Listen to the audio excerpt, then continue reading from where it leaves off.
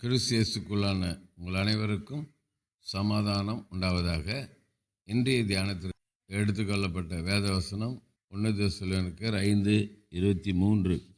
சமாதானத்தின் தேவன் தாமே உங்களை முற்றிலும் பரிசுத்தமாக்குவாராக. உங்கள் ஆவி, ஆத்மா, சரீரம் முழுவதும் நம்முடைய கர்த்தராக இயேசு கிறிஸ்து வரும்போது குற்றமற்றதாக இருக்கும்படி காக்கப்படுவதாக. ஆமேன். அல்லேலூயா.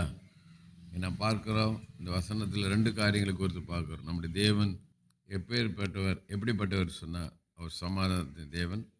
2வது பார்க்கிறோம், நம்முடைய ஆவி, ஆத்மா, சரீரம் குற்றமற்றதாக காக்கப்பட வேண்டும். ஆண்டவருடைய வருகையில் நாம் எடுத்துக்கொள்ளப்படுவதற்கு நம்முடைய ஆவி, ஆத்மா, சரீரம் குற்றமற்றதாக காக்கப்பட வேண்டும்.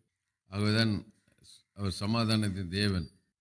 கிட்டத்தட்ட இயேசு கிறிஸ்து வருவதற்கு முன்பாக 600 ஆண்டுகளுக்கு முன்பாகவே ஏசியா தீர்க்கதரிசி ஆண்டவருடைய நாமங்களை குறித்து அழகாக சொல்கிறார். ஏசியா 9:6 அவர் அதிசயமானவர், ஆலோசனை கர்த்தா, சமாதான பிரபு. பாருங்கள், நம்முடைய ஆண்டவர் சமாதான பிரபு, அவர் சமாதானத்தின் தேவன், அவர் சமாதான காரணர். அதுதான் சொன்னார். கடைசியாக பூமியை விட்டு பரலோகத்துக்கு போகும்போது சீசர்களுக்கு சொல்லிட்டு போகிறாரு, என்னுடைய சமாதானத்தையே உங்களுக்கு வைத்து போகிறேன். பாருங்கள், நம்முடைய தேவன் சமாதானத்தை வைத்து போயிருக்கிறார். அவர் சமாதானத்தின் தேவன், சமாதான காரணர். சமாதானம் பண்ணுவர்கள் பாக்கியவான்கள், அவள் தேவனுடைய புத்திரர் எனப்படுவார்கள் சொல்லி மலைப்பிரசனத்தில் பார்க்குறோம். ஆவியின் கனியில் ஒரு கனி சமாதானம்.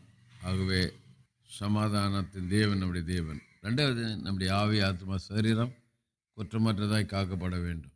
ஆண்டுடைய வருகையில் குற்றமற்றதாக நாம் காக்கப்பட வேண்டும் சொன்னால் பரிசுத்தமாக இருக்கணும்.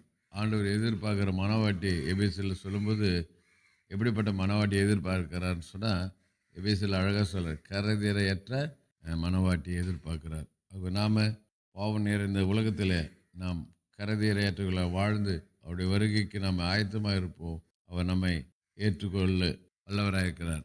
கர்த்தர் நம்மை ஆசீர்வதிப்பாராக.